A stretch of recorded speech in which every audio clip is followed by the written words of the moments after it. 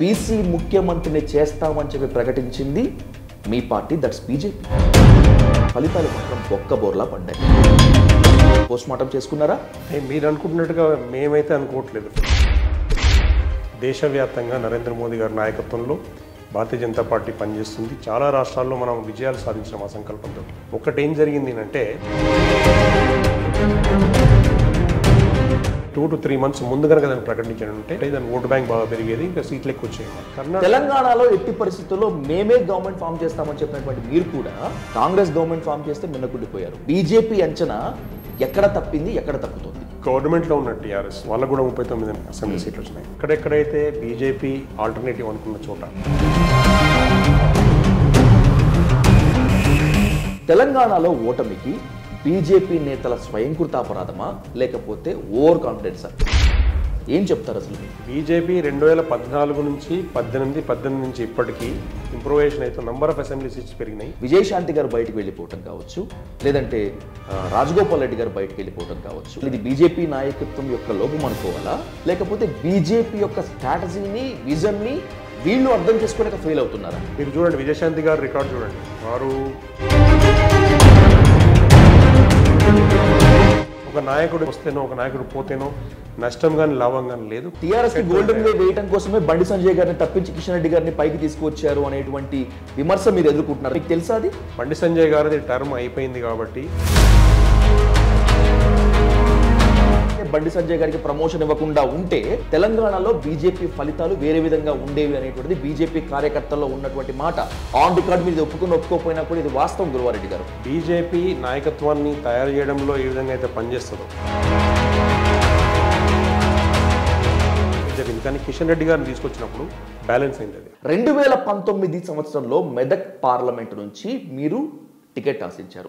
You have no ticket. మీకు BJP high command మొండి చేయి చూపించింది, అవునా కాదా?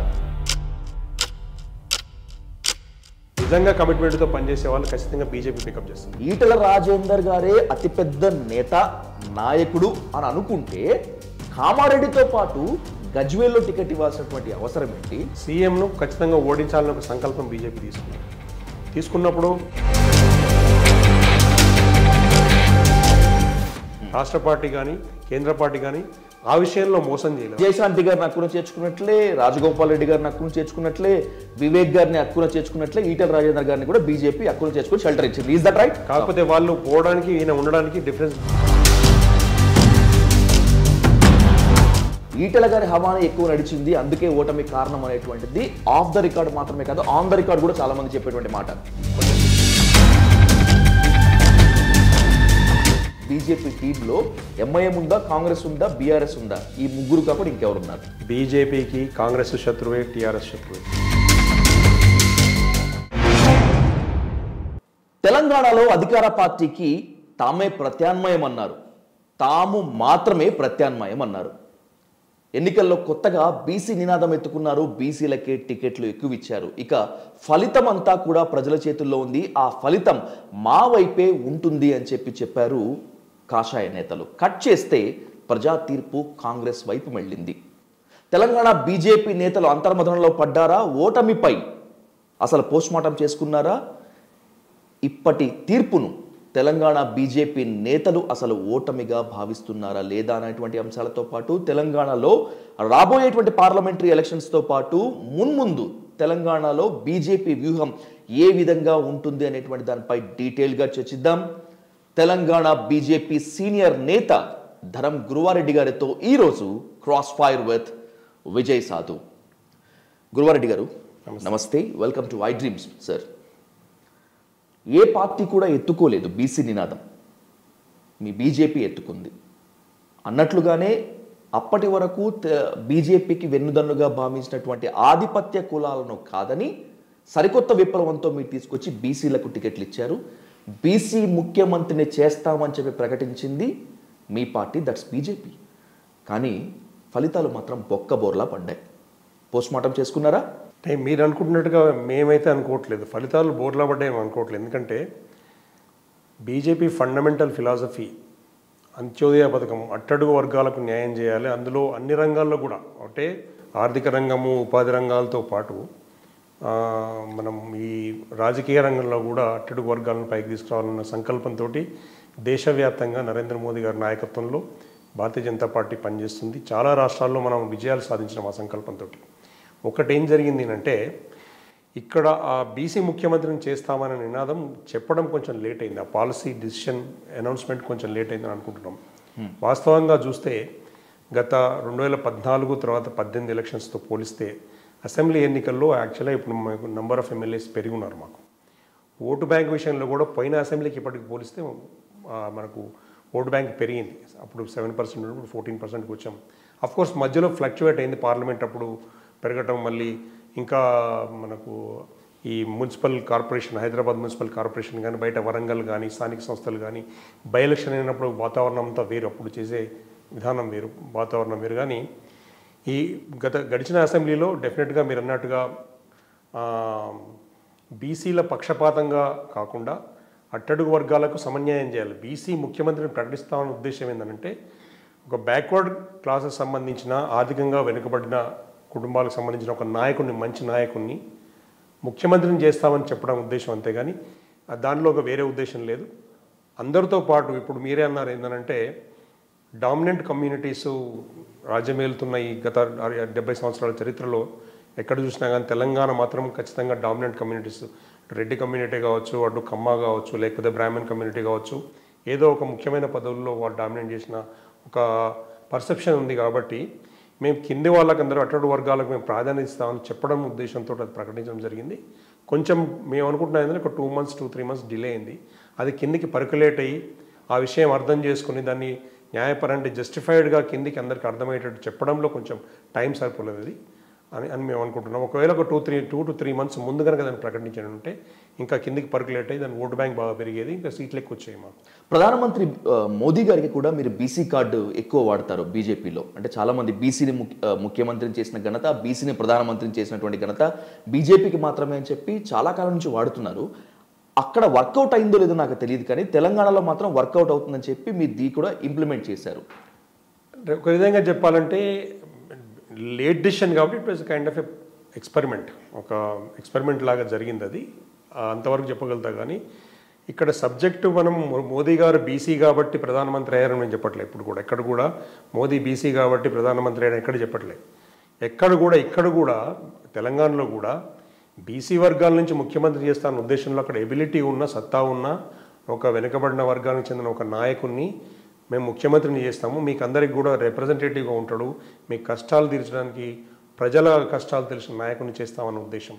నరేంద్ర మోదీ గారి నాయకత్వంలో 22 రాష్ట్రాల్లో మాకు ఎక్కడైతే ప్రస్తుతానికి మేము కంటిన్యూగా విజయాలు సాధిస్తూ వస్తున్నామో అక్కడ ప్రతి చోట కూడా ఎక్కడైనా మీరు చూడండి, కష్టపడి పనిచేసిన వాళ్లకు, పార్టీకి దేశం కోసం, హిందుత్వం కోసం కష్టపడే వాళ్ళను, న్యాయం కోసం జస్టిఫైడ్గా కార్యకర్తల పక్షాన ఉండే వాళ్ళను ముఖ్యమంత్రులు చేస్తున్నాం.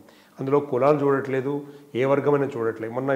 మొన్న మధ్యప్రదేశ్లో మొదటిసారి మనము 18 సంవత్సరాల తర్వాత ముఖ్యమంత్రిని మార్చి ఒకసారి ఫస్ట్ టైం ఎమ్మెల్యే ఎలక్ట్ అయిన వాళ్ళని మనం తీసుకొచ్చి ఒక యాదవ్ కమ్యూనిటీ సంబంధించిన, బీసీ వర్గానికి సంబంధించిన వ్యక్తిని సీఎంగా చేశారు. దాంట్లో ఉద్దేశమైన బీసీ కాబట్టి చేయలేదు.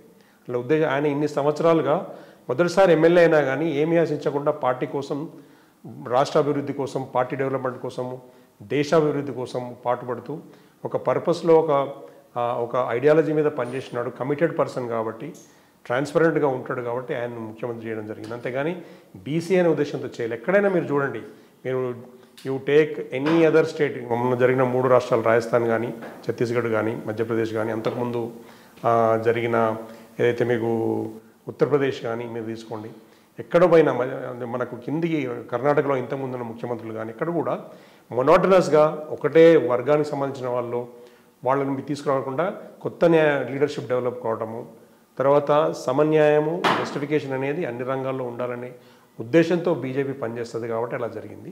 కర్ణాటకలో మీ ఓటమిని బహుశా మీరు ఊహించి ఉండరు. ఎందుకంటే కర్ణాటకలో ఎగ్జిట్ పోల్స్ మొత్తం అంతా మీకు వ్యతిరేకంగా ఉన్నప్పటికీ ఖచ్చితంగా మేము మాత్రమే గవర్నమెంట్ ఫామ్ చేస్తామనేటువంటి ధీమాతో మీరు ఉన్నారు. బట్ అక్కడ కూడా మీకు ఫలితం వ్యతిరేకంగా వచ్చింది. తెలంగాణలో ఎట్టి పరిస్థితుల్లో మేమే గవర్నమెంట్ ఫామ్ చేస్తామని చెప్పినటువంటి మీరు కూడా కాంగ్రెస్ గవర్నమెంట్ ఫామ్ చేస్తే మిన్నకుండిపోయారు. మీ అంచనా, అంటే బీజేపీ అంచనా ఎక్కడ తప్పింది, ఎక్కడ తప్పుతుంది? బీజేపీ అంచనా కాదు. యాక్చువల్గా ఏం జరిగింది అంటే రెండు ఇంపార్టెంట్ ఫ్యాక్టర్స్ మనం గమనించాల్సింది. ఒకటి టీఆర్ఎస్ గవర్నమెంట్లో ఉన్న టీఆర్ఎస్ వాళ్ళకు కూడా 39 ఎమ్మెల్యే సీట్లు వచ్చినాయి, అసెంబ్లీ సీట్లు వచ్చినాయి. విచ్చలవిడిగా డబ్బులు ఖర్చు పెట్టడం. ఎక్కడెక్కడైతే బీజేపీ ఆల్టర్నేటివ్ అనుకున్న చోట వాళ్ళు కూడా కాంగ్రెస్ను ప్రత్యర్థిగా చూడలేదు, బీజేపీని ప్రత్యర్థిగా చూశారు. బీజేపీ అభ్యర్థులు గెలిచే అవకాశం ఉన్న ప్రతి చోట కూడా టీఆర్ఎస్ చాలా పెద్ద మొత్తంలో డబ్బులు ఖర్చు పెట్టింది. మనం దాదాపుగా మాకు వినబడ్డది ఏంటంటే అఫీషియల్ లెక్కలు ఏం లేవు కానీ 40 నుంచి 50 కోట్ల రూపాయలు ఖర్చు పెట్టారు. తర్వాత 100 కోట్ల రూపాయలు ఫ్రీబీసు, గవర్నమెంట్ స్కీమ్స్, హామీలు అవి ఇచ్చి టీఆర్ఎస్ కూడా తర్వాత లాస్ట్ డే ఎలక్షనీరింగ్లో పోలింగ్ బూత్లు అక్కడక్కడ వాళ్ళ మేనేజ్మెంట్, ఎక్స్ట్రా మేనేజ్మెంట్, ఓటర్లకు డబ్బులు పంచడం ఇట్లాంటివి జరిగిందని రిపోర్ట్స్ వచ్చినాయి మాకు. ఇట్లాంటిది టీఆర్ఎస్ చేయగలిగింది కాబట్టి టీఆర్ఎస్ కూడా అక్కడ చాలా సీట్లు, బీజేపీ కావాల్సిన సీట్లు టీఆర్ఎస్కి వెళ్ళిపోయినాయి ఒకటి. రెండవది ఏంటంటే ఇప్పుడు బీసీ వర్గానికి ఏదైతే బీసీ ముఖ్యమంత్రిని చేస్తామన్న ఏదైతే మేము స్టాండ్ తీసుకున్నదో పార్టీ, అది కొంచెం డిలే అవ్వడం మూలంగా కొంచెం మిస్కమ్యూనికేషన్, మిస్అండర్స్టాండింగ్ అయ్యి వేరే వర్గాలకు చెందిన కొంతమంది నాయకత్వం కూడా కాంగ్రెస్ వైపు మళ్ళీ ఇట్లాంటి కొన్ని జరిగినది. అది ఎఫెక్టివ్గా దాన్ని మేము చెప్పడంలో డిలే అయిందనే ఉద్దేశంతో మేము అనుకుంటున్నాం. అందుకే ఇప్పుడు ఏం చేస్తున్నామంటే ఇప్పుడు పార్లమెంటుకు ఖచ్చితంగా ఇది fight between Modi and Gandhi family, Congress and BJP మధ్యలో ఉంటుంది.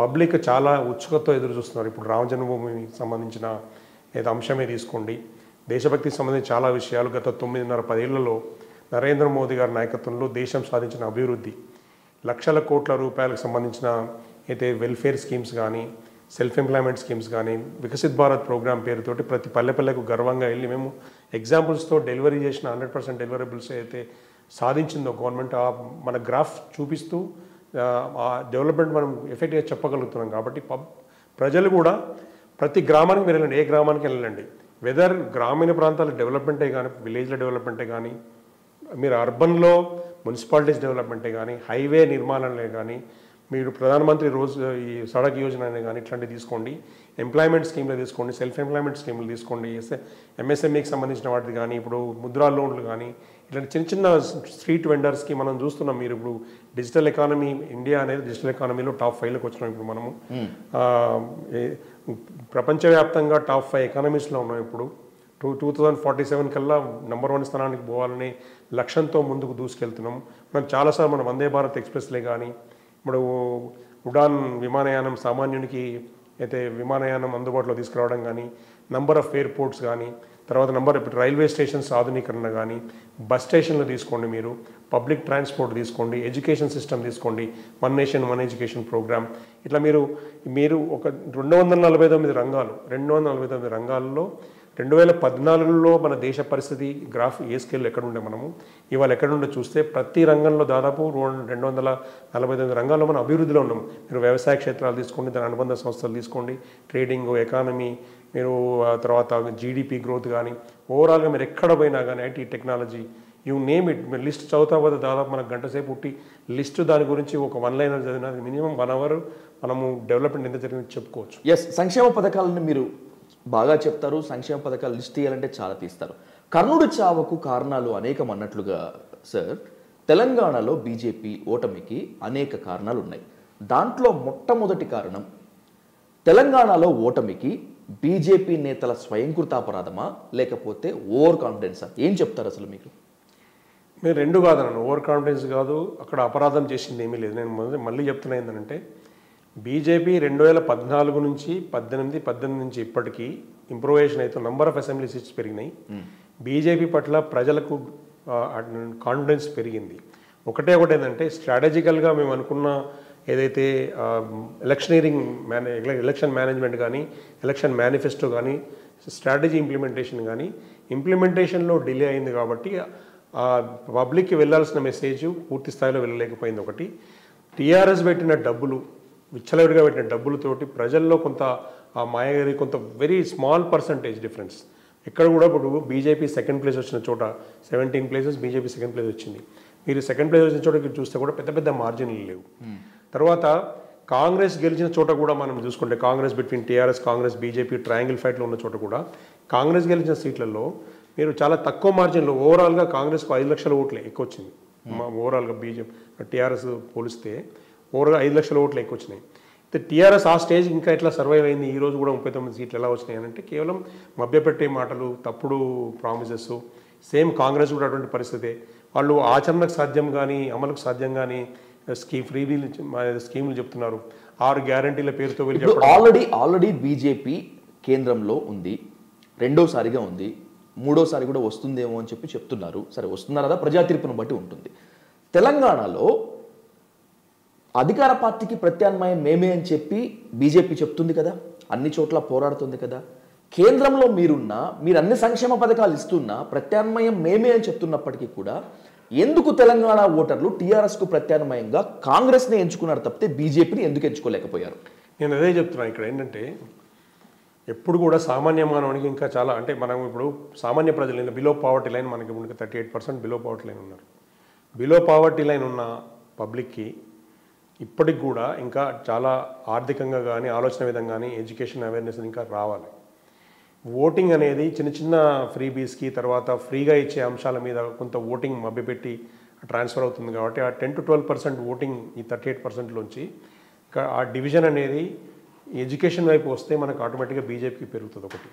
రెండోది వాస్తవాలు ఏంది అని గ్రహించి ప్రచారం చేయగలగడంలో కూడా మనకు కొంత ఈ ఎలక్షన్లో కొంత వెనుకబడ్డట్టు కనబడ్డది. ఎందుకంటే ఇక్కడ నరేంద్ర మోదీ నాయకత్వంలో ఎంతైతే డెలివరబుల్స్ కిందికి వరకు రీచ్ కావాలనో వాస్తవంగా రీచ్ అవుతున్నాయి. ఎంతైతే బడ్జెట్ 100% డెలివరీస్ అవుతున్నాయి. ఇది చేసింది మేమే అని చెప్పుకోవాల్సింది బీజేపీ నాయకత్వం, బీజేపీ లీడర్లు. కానీ టీఆర్ఎస్ తమ బొమ్మలు వేసుకొని, కేసీఆర్ బొమ్మలు వేసుకొని, కేటీఆర్ బొమ్మలు వేసుకొని సెంట్రల్ గవర్నమెంట్ ఇచ్చిన డబ్బులు వివిధ ప్రాజెక్టులకు డైవర్ట్ చేసుకుంటా వాళ్ళ సంక్షేమ పథకాలు కూడా సెంట్రల్ గవర్నమెంట్ ఇచ్చిన లోన్లే కావచ్చు, గ్రాంట్సే కావచ్చు, తర్వాత సంక్షేమ పథకాలు సెంట్రల్ గవర్నమెంట్ ఫండ్సే కావచ్చు, అన్నింటినీ కూడా ఇక్కడ అక్రమంగా డైవర్ట్ చేసుకుంటూ వాళ్లకు కమిషన్ల రూపంలో డబ్బులు సంపాదించుకోవడానికి పనికొచ్చేది. ఎంతైతే ఇంప్లిమెంట్ అయిందో ఇంప్లిమెంట్ అయిన ప్రతి స్కీమ్ మీద వాళ్ళ పేర్లు వాళ్ళ బొమ్మలు వేసుకున్నారు. దాన్ని మనం టెక్నికల్గా యాక్చువల్ లీగల్గా కూడా టెక్నికల్గా ఆపాల్సి ఉండే, అది పూర్తి స్థాయిలో ఆపలేకపోయినాం. చాలా చోట్ల మేము ఫైట్ చేసి అప్పటికి కూడా చాలా ప్రోగ్రాంలలో మేము ఆ విషయాలు ఆపగలిగినాం. వాళ్ళు కేసీఆర్ బొమ్మ, కేటీఆర్ బొమ్మలు వేసుకున్న వాళ్ళు ప్రచారం చేయడం ఆపగలిగినాం. కానీ డబ్బులు వచ్చినాయి, డెవలప్మెంట్ అయిన మొత్తం సెంట్రల్ గవర్నమెంట్ నుంచి, సెంట్రల్ గవర్నమెంట్ ఫండ్స్తోనే జరిగింది అనే విషయాన్ని పూర్తి స్థాయిలో చెప్పలేకపోయినా ఒప్పుకోవాల్సిన విషయం. ఇప్పుడు పార్లమెంటు ఎలక్షన్స్లో ఇప్పుడు టీఆర్ఎస్ అనేది ఉండదు. టీఆర్ఎస్ ఇంకా రిలవెంట్ కాదు ఇప్పుడు. ఎందుకంటే టీఆర్ఎస్ ఇక్కడ గెలిచినా ఇక్కడ గవర్నమెంట్ ఏమో ఆల్రెడీ అసెంబ్లీ గవర్నమెంట్ అది కాంగ్రెస్ ఫామ్ అయింది ఒకటి. రెండోది సెంటర్లో కాంగ్రెస్ వచ్చే అవకాశం ఏమాత్రం లేదు. ఇటు పార్లమెంట్లో కాంగ్రెస్ కానీ ఇంకా లేదా టీఆర్ఎస్ కూడా సెంటర్లో వచ్చే అవకాశం లేదు. టీఆర్ఎస్ ఇండి కూటమిలో ఉంటాడా, టీఆర్ఎస్ ఇండిపెండెంట్గా ఉంటాడా, లేకపోతే థర్డ్ ఫ్రంట్ పెట్టుకుంటాడా, లేకపోతే ఇంకా ఎన్డీఏలోకి వస్తాడనే విషయం కూడా క్లారిటీ లేదు పబ్లిక్కి ఒకటి. రెండో అంశము, పబ్లిక్ ఇక్కడ గత 10 సంవత్సరాల నుంచి టీఆర్ఎస్ అక్రమాలకు, అరాచకానికి, దోపిడీకి గురైన తెలంగాణ సమాజం పూర్తి స్థాయిలో టీఆర్ఎస్కు వ్యతిరేకంగా ఉంది. అంతకుముందు గత 70 సంవత్సరాల మన చరిత్ర చూస్తే కాంగ్రెస్ కూడా వాళ్ళు గొప్పగా సాధించిన విజయాలు లేవు. కరప్షన్ విషయాలే కావచ్చు, అభివృద్ధి లోపాలే కావచ్చు, సంక్షేమ పథకాల లోపాలే కావచ్చు, చాలా చోట్ల కాంగ్రెస్ ఫెయిల్యూర్స్ ఉన్నాయి. బీజేపీకి చెప్పుకోవడానికి వచ్చే పార్లమెంట్ ఎలక్షన్స్లో నరేంద్ర మోదీ నాయకత్వంలో గత 10 సంవత్సరాల్లో సాధించిన విజయాలు, ఆర్థిక అభివృద్ధి, జరుగుతున్న డెవలప్మెంట్ అంది చెప్పుకోవడానికి ప్రత్యక్షంగా చాలా విషయాలని. ఉదాహరణకి ఏంటంటే ఇప్పుడు వికసిత్ భారత్ ప్రోగ్రామ్ పేరు మీద బ్యాంకులను ప్రాక్టికల్గా సర్వీస్ ప్రొవైడర్స్ని, సెంట్రల్ గవర్నమెంట్ ఫండ్స్తో నడిచే హాస్పిటల్స్ వీరన్నింటి కూడా గ్రామీణ ఉపాధి పథకాల నుంచి మొదలుపెట్టి దాదాపు 16 రంగాల్లో సెంట్రల్ గవర్నమెంట్ ఆధ్వర్యంలో వచ్చిన ఫండ్స్తో జరిగే డెవలప్మెంటు, అవైలబుల్ ఉన్న అవకాశాలన్నింటినీ కూడా ఇప్పుడు వికసిత్ భారత్ పేరు మీద, వికసిత్ భారత్ అభియాన్ అదే యాత్ర పేరు మీద ప్రతి పల్లెలో కూడా ఇవాళ ఇప్పుడు నేను కూడా నిన్న అటెండ్ చేస్తూ వస్తున్నా, రేపటి మళ్ళీ పోతున్నా, డిజిటల్ స్క్రీన్ పెట్టి వీడియోలు పెట్టి మరీ చేసుకుంటూ అక్కడ టెంట్ వేసి మరీ ఊర్లలో మా కార్యకర్తల సహకారంతో, లోకల్ సర్పంచ్ల సహకారంతో ప్రతి విలేజ్లో కౌంటర్లు పెడుతున్నాం. So you are very keen and you have a very special strategy for the parliament elections. Is that right? Clear cut strategy ఉంది. గర్వంగా చెప్పుకోవడానికి జరుగుతున్న అభివృద్ధి, జరిగిన అభివృద్ధి కూడా మనకు చెప్పుకోవడానికి ఉన్నాయి. తర్వాత కాంగ్రెస్ ఫెయిల్యూర్స్ కానీ, కాంగ్రెస్ ఇప్పుడు ఏదైతే తప్పుడు ప్రచారాలతోటి అమలుకు అలవిగాని నోచుకొని ఏదైతే 6 గ్యారంటీలు ఉన్నాయో వాటిని ఏ విధంగా ఇంప్లిమెంట్ చేస్తారనే గ్యారంటీ లేదు. ఎందుకంటే దానికి ఆల్రెడీ 10 లక్షల కోట్ల అప్పుల్లో ఉన్న తెలంగాణ రాష్ట్రాన్ని ఏ విధంగా వీళ్ళు ముందుకు తీసుకుపోతారు? ఇప్పుడు రేవంత్ రెడ్డి గారు, సీఎం గారు సెంట్రల్ గవర్నమెంట్కి వెళ్ళి మాకు ఇంకా అప్పులు కావాలి, మాకు గ్రాంట్స్ కావాలి, మాకు సహకరించని అడుగుతున్న పరిస్థితి చూస్తేనే అర్థమవుతుంది. వాళ్ళు మళ్ళీ ఇంకా దాదాపు 6 నుంచి 7 లక్షల కోట్ల బడ్జెట్ ఉంటే కానీ వాళ్ళకు ఇచ్చిన 6 గ్యారెంటీలు ఇంప్లిమెంట్ చేయడం వీలు కాదు. కొన్ని సంక్షేమ పథకాలు వాళ్ళు చెప్పిన విధంగా ఇంప్లిమెంట్ చేయగలిగితే కొంత రిలీఫ్ ఉంటుందేమో కానీ 98% నేను చెప్తా కాంగ్రెస్ ఏదైతే కమిట్మెంట్ ఇచ్చి వచ్చిందో వాటిని ఇంప్లిమెంట్ చేయడం అంత ఈజీ కాదు. భారతీయ జనతా పార్టీ ఈ విషయాలు మేము ఎఫెక్ట్గా చెప్పగలుగుతాం. యాక్చువల్గా ఆల్టర్నేటివ్గా అంతకంటే 10 times మోర్ అభివృద్ధి ట్రాన్స్పరెన్సీతో అడ్మినిస్ట్రేషన్ ఆల్రెడీ వేరే రాష్ట్రాల్లో బీజేపీ చేస్తుంది. మీరు గుజరాత్ తీసుకోండి, మధ్యప్రదేశ్ తీసుకోండి, యూపీ తీసుకోండి, ఎక్కడైనా కర్ణాటకలో ఇంతకుముందు గవర్నమెంట్ చేసిన ఏదైతే అభివృద్ధి కానీ ట్రాన్స్పరెన్సీ గవర్నెన్స్ కానీ ఉన్న బడ్జెట్ని ఏ విధంగా ఎఫెక్టివ్గా ఉపయోగించాలి, దినదినము సామాన్య మానవుని లైఫ్ ఎన్హాన్స్మెంట్ ఏ విధంగా చేయాలి, ఏ విధంగా డెవలప్ చేయాలనేది ఒక ఇంప్లిమెంట్ చేసిన అనుభవం ఉన్నది. కాబట్టి బీజేపీ చెప్పుకోవడానికి చరిత్ర బాగుంది, చెప్పుకునే ఇప్పుడు నడుస్తున్న కాలంలో సక్సెస్ స్టోరీ బాగుంది. కాబట్టి బీజేపీ ఎఫెక్టివ్గా క్యాంపెయినింగ్ చేయగలుగుతుంది. ఇప్పుడు వచ్చే ఎలక్షన్లో మేము 10 నుంచి 12 ఎంపీ సీట్లు, తర్వాత 35% 38% మనం ఓటు బ్యాంకు మీద టార్గెట్ పెడుతున్నాం. ఖచ్చితంగా గెలుస్తాం. అందులో మనం నో డౌట్. టీఆర్ఎస్ అయితే ఇర్రెలవెంట్ అవుతుంది. తెలంగాణ అసెంబ్లీ ఎలక్షన్స్కి ముందు కూడా మీరు బీజేపీ ఇదే చెప్పింది, ఖచ్చితంగా మేము ప్రభుత్వం ఫామ్ చేస్తామని చెప్పింది, కానీ but results are completely different. మళ్ళీ ఇప్పుడు లోక్సభ ఎలక్షన్స్ కూడా మీకు అదే చెప్తున్నారు సార్. ఏది ఏమైనప్పటికీ ఖచ్చితంగా ఇక్కడ ఒక ఇంపార్టెంట్ క్వశ్చన్ మాత్రం మాట్లాడుకొని తీరాల్సిందే గురువారెడ్డి గారు. బీజేపీ యాక్టివ్గా అంటే అనుకున్నంత యాక్టివ్గా పనిచేయటం మూలానే కాంగ్రెస్ ఫామ్లోకి వచ్చింది అని చెప్పి నేను తెలంగాణ ఎలక్షన్స్ తర్వాత కొంతమంది బీజేపీ నేతలతో మాట్లాడితే ఇదే చెప్తున్నారు. మా దాంట్లో దానికన్నా కూడా ఈ కారణాలు ఏదో చెప్పుకొస్తున్నారు. ఇది ఎగ్జాగరేషన్గా అనిపించట్లేదు? అంటే కాంగ్రెస్ని ఎక్కడ తక్కువ చేస్తూ కాంగ్రెస్ స్టామినాని మీరు అసలైన అర్థం చేసుకోకుండా మిమ్మల్ని మీరు ఎక్కువగా ఊహల్లోకి ఊహించుకుంటున్నారు అనేటువంటి ఫీలింగ్ ఏం లేదా? 2-3 ఇక్కడ మనం విషయాలు మాట్లాడుకోవాలండి. ఫస్ట్ ఆఫ్ ఆల్ ఏంటంటే ఇది బీజేపీ పెట్టాల్సినంత ఎఫర్ట్ పెట్టింది. జాతీయ స్థాయి నాయకులు కానీ రాష్ట్ర స్థాయి నాయకులు కానీ పెట్టాల్సిన ఎఫర్ట్ పూర్తి స్థాయిలో పెట్టింది. కొన్ని స్ట్రాటజీస్ టైమింగ్ సరిపోకపోవడము, టీఆర్ఎస్ కాంగ్రెస్ వాళ్ళు కూడా తప్పుడు కమిట్మెంట్లు ఇచ్చి వాళ్ళు తర్వాత ఎగ్జాగరేటెడ్ అమౌంట్స్ 40 నుంచి 50 కోట్ల కూర్చోటి ఖర్చు పెట్టిరనే ఒక రిపోర్ట్స్ ఉన్నాయి. ఇదంతా జరిగింది. కొంత పబ్లిక్ని కింది స్థాయిలో బిలో పవర్టీ లైన్ వాళ్ళను తప్పుడు స్కీములతో మభ్యపెట్టిన ఉదాహరణకు నేను చెప్తా. ఇప్పుడు 2 లక్షలు ఫామ్ లోన్ వేయవర్ అన్నారు, ఏది రైతులకు. అది ఇంప్లిమెంట్ చేయడం ఈ విధంగా సాధ్యమైంది. రుణమాఫీ 15,000 ఎకరాకి రైతు బంధు ఇస్తామన్నారు. అది ఇంప్లిమెంట్ చేయడం ఏ విధంగా సాధ్యమవుతుంది? ఫండ్స్ ఎక్కడ ఉన్నాయి వీళ్ళకు? ఇంతవరకు అయితే అది ఇంప్లిమెంటేషన్ కనబడట్లేదు. అట్లానే తీసుకొస్తే ఇప్పుడు మీరు మహిళలకు ఫ్రీ బస్ అని అన్నారు. మహిళలకు ఫ్రీ బస్, ఉచిత బస్ అనేది స్టార్ట్ చేయగానే ఎన్ని విమర్శలు వస్తున్నాయి, మిగతా వాళ్ళకి ఎటువంటి ప్రాబ్లం వచ్చింది, ఆటోలు నడిపిన వాళ్ళ నుంచి వచ్చిన హెజిటేషన్ కానీ, మగవాళ్ళకు ఇన్కన్వీనియన్స్ కానీ, ఒరిజినల్గా యాక్చువల్గా ఏం జరుగుతున్నది, దాని రిజల్ట్ ఏంటి అనేది మనకు కొంతకాలం గడిస్తే తెలుస్తుంది. మనకు వీళ్ళు ఓట్లు ఆకర్షించడానికి కాంగ్రెస్ ఇచ్చిన ప్రామిసెస్ కానీ, టీఆర్ఎస్ చెప్పిన మభ్యపెట్టే విధానాలు కానీ, వీటి మూలంగా కొంత కింది స్థాయి ప్రజలు రాంగ్ కాన్సెప్ట్తో కొంత ఓటింగ్ అట్టుపోయిందనేది, ఆ స్మాల్ మార్జిన్స్లో పోయినాం అనేది ఒకటి. రెండోది, ఇక్కడ కొంత ఇప్పుడు ఈ లోపం సరే మీరు అన్నట్టుగా బీసీ సీఎం అనే కాన్సెప్ట్ లేట్గా పోవడం కానీ, ఇంకా వేరే వర్గీకరణ ఎస్సీ వర్గీకరణ విషయం కానీ లేట్గా పోవడం ఒకటి. దీంతోపాటు లీడర్షిప్ ఏదైతే మనకు ట్రాన్స్పరెన్సీ ఉందో, కొంత ఇప్పుడు టికెట్లు ఇష్యూ చేయడంలో కానీ కొన్ని ఇష్యూస్ జరిగినాయి అనేది రిపోర్ట్స్ వచ్చినాయి, కొన్ని గొడవలు జరిగినాయి, అంటే ఇష్యూస్ జరిగినాయి. ఇవన్నీ కూడా కొంత క్యాడర్లో కొంత కన్ఫ్యూజన్ క్రియేట్ చేసింది కొంతకాలం టెంపరీగా. But at the same time ఎప్పుడైతే ఎలక్షన్ దగ్గరికి వచ్చిందో మొక్కవోని ధైర్యంతో క్యాడర్ అంతా కూడా కలిసికట్టుగా పనిచేసిండ్రు. ఇక్కడ జరిగిన ఇష్యూ ఏంటంటే, మేము మేనిఫెస్టోని ఇంకొక 2 months ముందు ప్రకటించి, అట్లనే ఈ బీసీ అనే అంశం నిజంగా బీసీ సీఎం అనే అంశం తీసుకొచ్చే దానికన్నా ఒక లీడర్ని సీఎంగా ప్రకటించడమా, లేకపోతే సీఎం మేము ప్రకటిస్తాము, ఈ బీసీ సీఎం అనేది ఈ కారణాల చేత చేస్తామనేది ఇంటర్నల్గా క్యాడర్కు, తర్వాత ముఖ్యమైన వోకల్ సెక్షన్ చెప్పి దాన్ని కొంచెం స్ట్రాటజీలో సవరణ చేసుకుని టైం సరిపోయిందంటే కిందికి పర్కులేట్ అయ్యేది.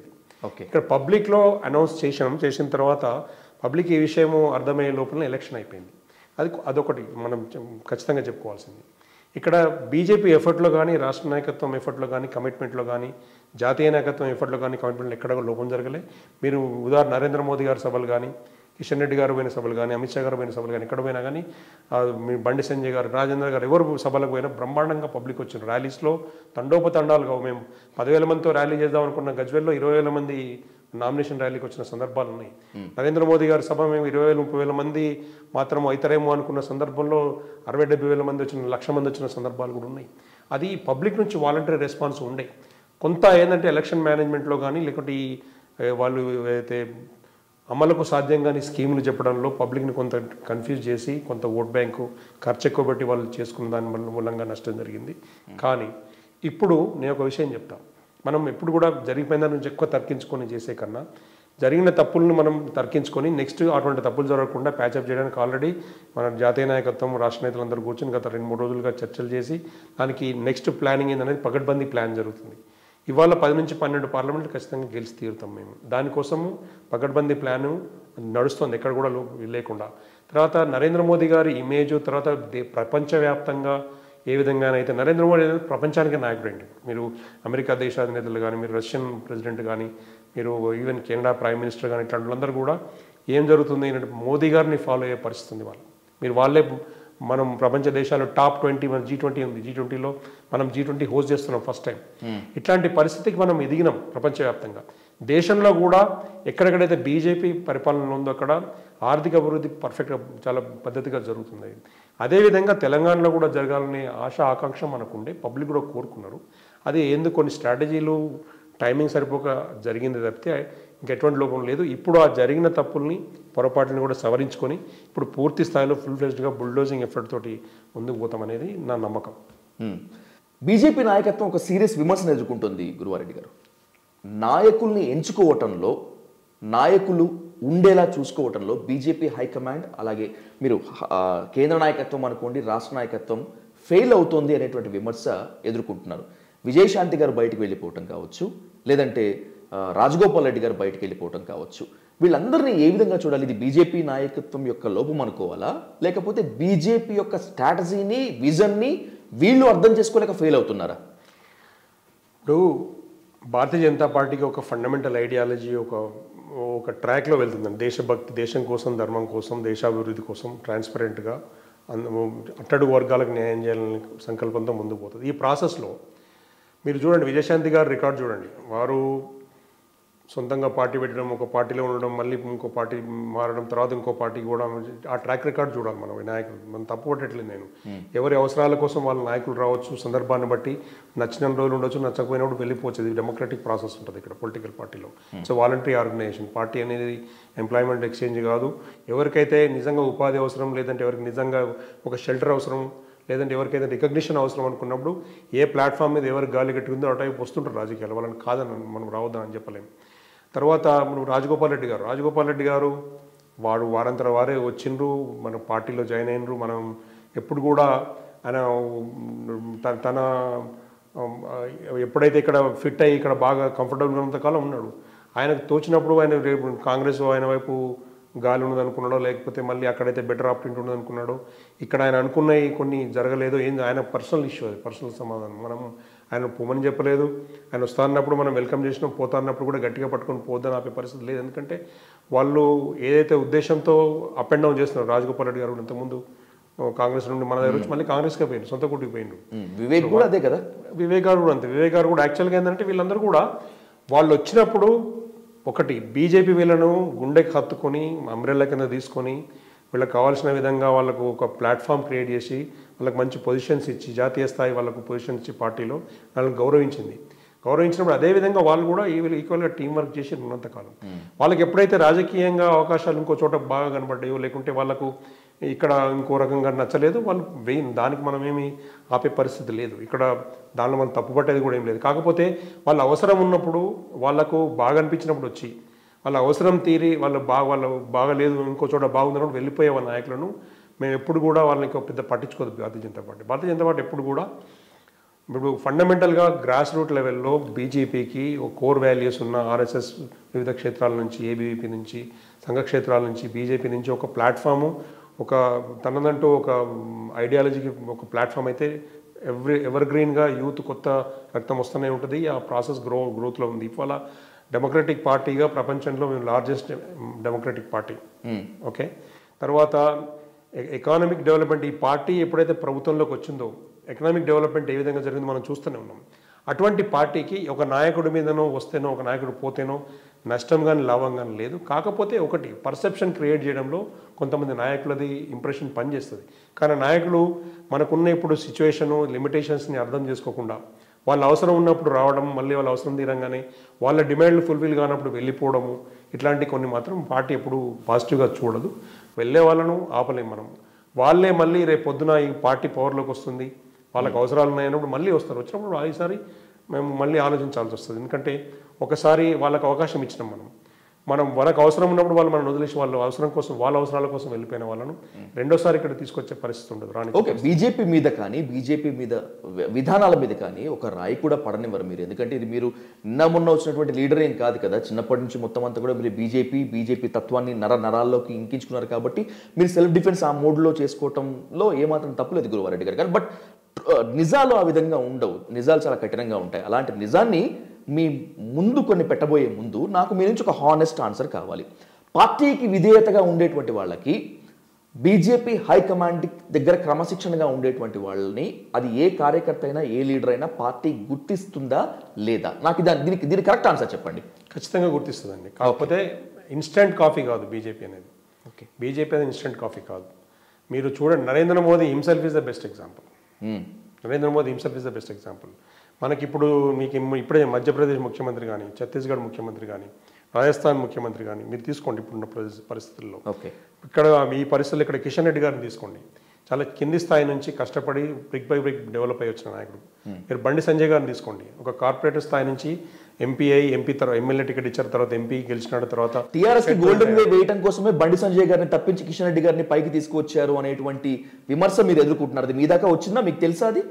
ఇప్పుడు విమర్శలు ఫ్రీగా ఉన్న సోషల్ మీడియా ద్వారా కానీ, ఖర్చు కానీ నోటి ద్వారా చాలామంది నరం లేని నాలుక ద్వారా మాట్లాడుతూనే ఉంటారండి. ఓకే, బీజేపీకి పెద్ద ఒక నెట్వర్క్ ఉంటుంది, ఒక ఆర్గనైజేషన్ ఉంటుంది. దానికి బ్యాక్గ్రౌండ్లో ఒక ఆర్గనైజేషన్ టీం ఉంటుంది, ఫ్రంట్ ఎండ్లో పొలిటికల్ ఆర్గనైజేషన్ ఉంటుంది, పబ్లిక్ పర్సెప్షన్ సర్వే టీములు ఉంటాయి. బండి సంజయ్ గారిది టర్మ్ అయిపోయింది కాబట్టి వారికి ఎలివేషన్ వేయడానికి ఎందుకంటే బాగా కష్టపడి పార్టీని ఒక మంచి స్థాయికి తీసుకొచ్చారు. వారు ఎలివేషన్ ఇవ్వడానికి కేంద్రాన్ని తీసుకుపోదాం ఉద్దేశంతో తీసుకోవటము. టర్మ్ అయిపోయింది కానీ ఎలక్షన్కి ఇంకొంచెము ఇంపీడెస్ డబుల్ ఇంపార్ట్ క్రియేట్ చేయడానికి కొత్త నాయకత్వం ట్రై చేద్దాము, లేదంటే సీనియర్ను ట్రై చేద్దామని పార్టీ ఆలోచించుండొచ్చు. తెలంగాణ బీజేపీ అధ్యక్షుడిగా బండి సంజయ్ని గనక తీయకుండా గనక ఉంటే, మీ మాటలలో చెప్పాలంటే బండి సంజయ్ గారికి ప్రమోషన్ ఇవ్వకుండా ఉంటే తెలంగాణలో బీజేపీ ఫలితాలు వేరే విధంగా ఉండేవి అనేటువంటిది బీజేపీ కార్యకర్తల్లో ఉన్నటువంటి మాట. ఆన్ రికార్డ్ మీద ఒప్పుకోకపోయినా కూడా ఇది వాస్తవం గురువారెడ్డి గారు. కనీసం ఆ నిర్ణయంలోనైనా మీరు పోస్ట్ మార్టం చేసుకున్నారా? కనీసం బీజేపీ హైకమాండ్ తెలంగాణ రాష్ట్ర అధ్యక్షుడిగా బండి సంజయ్ గారిని తొలగించడాన్ని ఇంట్రోస్పెక్షన్ చేసుకున్నారా? పశ్చాత్తాపడ్డారా? ఇంట్రాస్పెక్షన్ పశ్చాత్తాపం వైపు వెళ్లాల్సిన అవసరం లేదు. నేను మీకు వాస్తవం చెప్తా ఏంటంటే, బీజేపీ నాయకత్వాన్ని తయారు చేయడంలో ఏ విధంగా అయితే పనిచేస్తుందో, బండి సంజయ్ గారిని ప్రెసిడెంట్ చేయడంలో ఏ విధంగా పనిచేసిందంటే ఆలోచించిందో, బండి సంజయ్ గారికి ఎలివేషన్ ఇచ్చేసి ఇంకొకరిని తీసుకురావడానికి కూడా ఆ విధంగా ఆలోచించుంటుంది. సడన్గా ఎవరో కంప్లైంట్ చేయగానే వెంటనే చేయలే. ఒకటి. రెండోది, కొంత డ్యామేజ్ జరిగింది. బండి సంజయ్ గారిని తప్పించడంలో కొంత డ్యామేజ్ జరిగింది, కానీ కిషన్ రెడ్డి గారిని తీసుకొచ్చినప్పుడు బ్యాలెన్స్ అయింది. అది అట్లే మనము ఇంకో రకంగా ఆలోచించుకోవాల్సిన విషయం లేదు. కాకపోతే బండి సంజయ్ గారు ఉంటే బాగుండేది అనే పర్సెప్షన్ టాక్ వచ్చింది, వస్తూనే ఉన్నది, ఇంకా కంటిన్యూ. ఇక్కడ ఢిల్లీలో కూడా వస్తున్నది, ఉంటే బాగుండేది. కానీ బండి సంజయ్ గారు ఉన్నప్పుడు స్పీడ్ తోటి ఏదైతే ఇప్పుడు కవితను అరెస్ట్ చేయించడం కానీ, టీఆర్ఎస్ ప్రభుత్వాల వైఫల్యాల మీద ఆయన చేసిన అటాక్ కానీ కూడా వాటి మీద యాక్షన్ తీసుకుంటే కూడా బండి సంజయ్ గారిని తప్పించడం అనే కన్నా బండి సంజయ్ గారికి ప్రమోషన్ ఇచ్చినాము, ఈ యాక్షన్ తీసుకున్నామనే పాజిటివ్ నోట్ ఇంకా బాగా పోయేది. దాంట్లో లీగల్ సిస్టమ్ కానీ, ఈడీ కానీ, సిబిఐ కానీ, తర్వాత కోర్టులు కానీ వీళ్ళంటే there is a process involved in that. Public అందరూ ఏమనుకుంటున్నారంటే కవితను అరెస్ట్ చేయడము, బండి సంజయ్ గారిని తప్పించారనే మాటలే తప్పు. అసలు కవితను అరెస్ట్ చేయడం బీజేపీ చేయదు, బండి సంజయ్ గారిని తప్పించడం, బండి సంజయ్ గారికి ప్రమోషన్ చేయడానికి ఆయన బాగా పనిచేసింది కాబట్టి ప్రమోషన్ ఇచ్చి వాళ్ళ నేషనల్ జనరల్ సెక్రటరీ చేసింది వారిని. ఇవాళ ఆయన ఇప్పుడు కిసాన్ మోర్చా జాతీయ అధ్యక్షుని చేసి incharge, national Kisan Morcha national పార్టీకి సంబంధించి కిసాన్ మోర్చా ఇన్ఛార్జ్ చేసిన వారిని. తర్వాత ఇప్పుడు రేపు రాబోయే ఈ పార్లమెంట్ ఎలక్షన్ ఆయన ఎట్లాగో ఎంపీ పోటీ చేస్తాడు కాబట్టి నెక్స్ట్ పార్టీ డెవలప్మెంట్ కోసం ఒక 3-4 రాష్ట్రాలకు ఆయన ఇన్ఛార్జ్గా పోతాడు ఎన్నో రంగాల్లో. ఆయన ఒక ఇన్స్పైరింగ్ లీడర్. ఎప్పుడు కూడా చూడండి, ఇప్పుడు ఇక్కడ ఆయన పాదయాత్ర చేసిండు కాబట్టి నెక్స్ట్ ఏంటంటే తమిళనాడులో కూడా ఇప్పుడు మనకు తమిళనాడు స్టేట్ ప్రెసిడెంట్ పాదయాత్ర చేస్తున్నాడు, right? IPS officer, retired IPS తీసుకున్నారు కదా. అక్కడ ఆటోమేటిక్గా పార్టీ పెరుగుతుంది. సో ఒక దగ్గర జరిగిన సక్సెస్ ఎగ్జాంపుల్ ఇంకో దగ్గర మనకు పనిచేస్తుంది. పార్టీ కనుక ఇంట్రాస్పెక్ట్ చేసుకోవాలని మీరు అంటున్నారు కదా, ఇవాళ 10 నుంచి 12 ఎంపీ సీట్లు గెలిచినాం అనుకోండి, ఈ విషయం పక్క పోతుంది చర్చ, అది కాదు. కవిత అరెస్ట్ కానీ బండి సంజయ్ గారు పార్టీ పదవి మారడం అది కాదు చర్చ ఏంది ఇవాళ కాజ్ ఏంటి. ఇప్పుడు ఏ ఎలక్షన్ కూడా మనము 4 అంశాలు చూడాలి. కాజ్, రీజన్ ఏంటి, మనం ఎలక్షన్ దేనికోసం పోతున్నాం, ఏ ముద్దాతో పోతున్నాం అనేది, ఏ స్లోగన్తో పోతున్నాం అనేది. ఫేస్ ఎవరు, మన నరేంద్ర మోదీ గారు ఫేస్. మన దగ్గర డెవలప్మెంట్ ఆస్పెక్ట్ ఉంది, ఇక్కడ కరప్షన్ జరిగిన హిస్టరీ ఉంది తెలంగాణలో, ఇక్కడ మోసం జరిగిన ప్రజలు తెలంగాణ కోసం 20 సంవత్సరాలు కొట్లాడి మలిదశ ఉద్యమంలో 1996 నుండి కొట్లాడి తెలంగాణ సాధించుకున్న చరిత్ర ఉన్నది. ఇక్కడ ఎన్నో ప్రాణత్యాగాలు జరిగినాయి, ఎన్నో కమిట్మెంట్లు, బంగారు తెలంగాణ సాధిస్తానని మోసం చేసిన కేసీఆర్ ఒక మోసం హిస్టరీని ఒక గాయాలతో ఉన్న తెలంగాణ. ఇప్పుడు ఏదో ఒకటి మనం ఆలోచించాల్సిన అంశం ఏంటంటే వాస్తవంగా తెలంగాణ దేనికోసం కావాలనుకున్నాం, అభివృద్ధి కోసం కావాలనుకున్నాం. అభివృద్ధి చేసిన చరిత్ర ఎవరికి ఉన్నది, భారతీయ జనతా పార్టీకి ఉన్నది. మనం Gujarat model, Madhya Pradesh model copy paste ఇక్కడ చేయగలిగితే, యూపీ మోడల్ కాపీ పేస్ట్ చేయగలిగితే ఆటోమేటిక్గా అది మనం ఎలివేట్ అవుతాము. బీజేపీ ఏ ఉద్దేశం కోసం, ఏ పర్పస్ కోసం తెలంగాణ ఉద్యమం చేసి 1200 మంది ప్రాణాలు కోల్పోయి నీళ్లు, నిధులు, నియామకాల కోసం కొట్లాడినామో ఆ పర్పస్ ఫుల్ఫిల్ కావాలంటే నిజమైన డెవలప్మెంట్ చేసే శక్తి బీజేపీ దగ్గరనే ఉంది. ఆ యాక్సెస్ కానీ, ఆలోచన విధానం కానీ, చేసిన అనుభవం బీజేపీ దగ్గర ఉంది. కాబట్టి మనం చూడాల్సిన అంశము బండి సంజయ్ గారి పదవి మార్పు విషయం కాదు మనం చూడాల్సింది, కవిత అరెస్ట్ విషయం కాదు చూడాల్సింది. మనం చూడాల్సింది ఏంటంటే ఆ పర్పస్ దేనికోసం. కవిత కరప్షన్లో ఉంది, అలిగేషన్స్ ఉన్నాయి కాబట్టి అరెస్ట్ చేయాలి, అది ప్రాసెస్ చూసుకుంటుంది. ఆమె మీద ఆల్రెడీ ఈడీ నోటీసులు పోయినాయి, వాళ్ళు ప్రాసెస్లో ఉన్నారు, సుప్రీంకోర్టులో పిటిషన్లు పెండింగ్లో ఉన్నాయి, నడుస్తూ ఉంది. అది ఆ ప్రాసెస్ను మనం ఓవర్లాప్ చేయలేము. నెంబర్ 1. నెంబర్ 2 ఏంటంటే బండి సంజయ్ గారు ఇవాళ పార్టీకి అందుబాటులో ఉన్నారు. ఇక్కడ నేను ఎంపీగా పోటీ చేస్తారు, ఇవాళ ఎలక్షన్లో ప్రచారం చేసారు, మళ్ళీ ఎలక్షన్లో ప్రచారం చేస్తారు. ఆయన కలిసే ప్రతి నాయకుడికి ఇన్స్పైరింగ్ లీడర్షిప్ చెప్తున్నాడు. గెలిచించో ఎవరు అదే వచ్చిన ప్రతి చోట కూడా బీజేపీ కోసం, దేశం కోసం, రాష్ట్రం కోసం ఆయన పాజిటివ్గా మాట్లాడుతూనే ఉన్నాడు, యూత్ని ఇన్స్పైర్ చేస్తూనే ఉన్నాడు. కాబట్టి ఫ్యూచర్లో మనం జరగాల్సింది ఏంది, మనం ఇప్పుడు ఇవాళ హ్యాండ్స్ ఇవాళ ఉన్న మన పరిస్థితి ఏంటంటే ఖచ్చితంగా మనం వచ్చే ఎలక్షన్స్లో నరేంద్ర మోదీ గారిని 3వ సారి ప్రైమ్ మినిస్టర్గా ఎన్నుకోవడానికి తెలంగాణ తరఫున 10 నుంచి 12 మంది ఎంపీలు ఇవ్వడమే మా కర్తవ్యం. దాంట్లో ఇప్పుడు మెదక్ పార్లమెంట్ కానీ, ఇప్పుడు సికింద్రాబాద్ పార్లమెంట్ కానీ. బండి సంజయ్ గారిని మీరు డిమోట్ చేయలేదు, ప్రమోట్ చేశారని అంటున్నారు, ఒప్పుకుంటాను. ఓకే, కొంతమేరకు ఒప్పుకుంటాను గురువారెడ్డి గారు. నేను ఇందాక అడిగినటువంటి ప్రశ్నే మళ్ళీ అడుగుతున్నాను. నాకు ఏకవాక్య సమాధానం కావాలి, ఒక్క వాక్యంలో మాత్రమే సమాధానం కావాలి. నిజంగా డెడికేషన్కి, క్రమశిక్షణకు బీజేపీయే సర్వమస్సు అనుకునేటువంటి ఏ కార్యకర్తకైనా, ఏ లీడర్కైనా బీజేపీలో భవిష్యత్తు ఉంటుందా, ఉండదా? I need a 1 word answer. ఖచ్చితంగా భవిష్యత్తు. ఒకవేళ కనుక will you stand on this answer? ఖచ్చితంగా ఉంటుంది, మంచి భవిష్యత్తు ఉంటుంది. ఓకే, ఒకవేళ గనక నిజంగా గనక మీరు చెప్పిన ఆన్సరే కరెక్ట్ అయితే, I'm asking you very frankly and by the same way I need is a very straight answer Guruva Reddy గారు. 2019 సంవత్సరంలో మెదక్ పార్లమెంట్ నుంచి మీరు టికెట్ ఆశించారు. నాకు తెలిసి బీజేపీకి ఉన్నటువంటి అతి కొంతమంది హార్డ్ కోర్ కార్యకర్తల్లో మీరొకరు. కానీ 2019 పార్లమెంట్ ఎన్నికల్లో మెదక్ నుంచి యూ హ్యావ్ నో టికెట్. మీకు బీజేపీ హైకమాండ్ మొండి చేయి చూపించింది, అవునా కాదా? మొండి చేయి చూపించాలి, అవునా కాదా? మొండి చేయి చూపించాను ఇప్పుడు అవకాశం అడిగినాము. గురువారెడ్డి గారు, సరే నేనేదో మొండి చేయి అన్నాను, మీకు ఇచ్చిందా, ఇవ్వలేదా టికెట్? అప్పుడు టికెట్ ఇవ్వలేదు, దానికి ఒక కారణం చెప్పింది. దానిలో ఇప్పుడు అప్పుడు రఘునందన్ రావు గారు బెటర్ క్యాండిడేటు, వయసులో పెద్దవాడు, మోర్ లాంటి పర్సన్, ఈసారి నేను ట్రై చేద్దాము, నెక్స్ట్ టైం మీకు అవకాశం ఉంటుంది, మీరు ఎట్లనే కష్టపడి పనిచేయడం చెప్పిన. అప్పుడు నేను ఇప్పుడు గొడవ చేయలే, ఖచ్చితంగా నేను ఇప్పుడు అవకాశం మళ్ళీ వస్తుంది అనేది వెయిట్ చేస్తున్నాను. ఎందుకంటే బీజేపీలో నేను హిస్టరీ చూస్తున్నా, మీరు చాలా రాష్ట్రాల్లో చాలామంది నాయకులు, కేంద్ర మంత్రులు, ముఖ్యమంత్రి అయిన వాళ్ళ హిస్టరీ చూస్తున్నా. నిజంగా కమిట్మెంట్తో పనిచేసే వాళ్ళు ఖచ్చితంగా బీజేపీ పికప్ చేస్తుంది. పోయినసారి మనకు ఏదైతే పార్టీ కమిట్మెంట్ ఇచ్చిందో ఆ కమిట్మెంట్ ప్రకారం మనం పనిచేసినందుకు గజ్వేల్లో టికెట్ మనకు. మీరు ఇక్కడ కామా పెట్టండి, నేను ఇంకా ఐఎమ్ నాట్ డన్ ఇట్, నేను ఇంకా కంప్లీట్ చేయలేదు. సార్ 2019 ఎన్నికల్లో మెదక్ ఎంపీ పార్లమెంట్ టికెట్ మీకు ఇవ్వలేదు, దానికి మీరు ఏదో కమిట్మెంట్ అన్నారు సార్, దానికి కూడా ఒప్పుకుంటాను. ఇటీవల జరిగినటువంటి సార్వత్రిక ఎన్నికల్లో తెలంగాణలో గజ్వేల్ కేంద్రంగా మీరు మీ ఎఫర్ట్ మొత్తం అంతా పెట్టారు. ఖచ్చితంగా గజ్వేల్ టికెట్ మీకు వస్తుందని చెప్పి అనుకున్నారు, but not at. Gajwel ticket Etela Rajender గారికి ఇచ్చారు. మరి ఈటల రాజేందర్ గారే అతిపెద్ద నేత, నాయకుడు అని అనుకుంటే కామారెడ్డితో పాటు గజ్వేల్లో టికెట్ ఇవ్వాల్సినటువంటి అవసరం ఏంటి? పార్టీ కోసం ప్రాణంగా పెట్టినటువంటి మిమ్మల్ని కాదని ఈటల రాజేందర్కి ఎందుకు టికెట్ ఇచ్చారు? క్రమశిక్షణ ఇక్కడ పనిచేయలేదా? అంకిత భావం ఇక్కడ పనిచేయలేదా? నిజంగా మీరు అన్నదాని ప్రకారము డెడికేషన్ బీజేపీ హైకమాండ్ కనుక గుర్తిస్తే what justice had done to you? Straight answer ఇవ్వండి నాకు. ఒకటండి, ఇప్పుడు రాజకీయంగా రకరకాల ఎత్తుగడలు ఉంటాయి.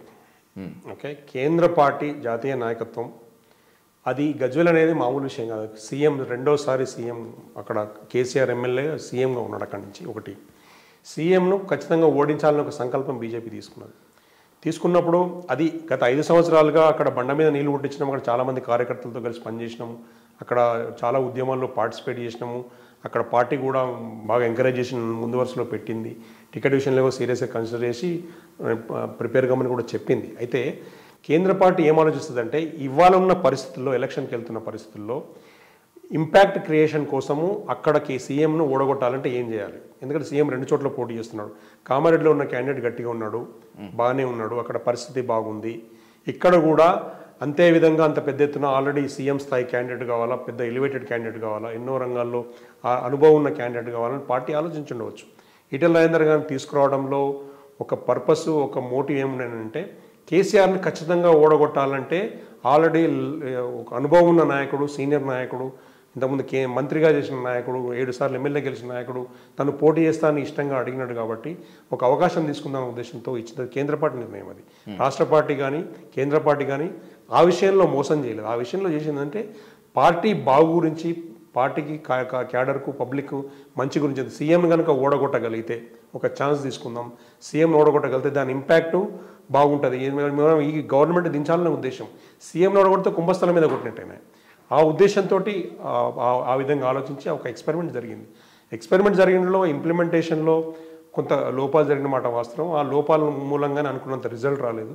అక్కడికి కూడా అక్కడ అంతకుముందు పార్లమెంట్ ఎన్నికల్లో మనకి 22,000 ఓట్లు ఉండే, అక్కడి నుంచి ఇప్పుడు 64,000-66,000 ఓట్లు, 66,000 ఓట్స్ పెరిగింది. ఆ పెరగడం అనేది ఓవర్నైట్ జరగలే. 5 సంవత్సరాలు కార్యకర్తలు పనిచేస్తే పెరిగింది, పబ్లిక్ ఫెయిత్తో పెరిగింది.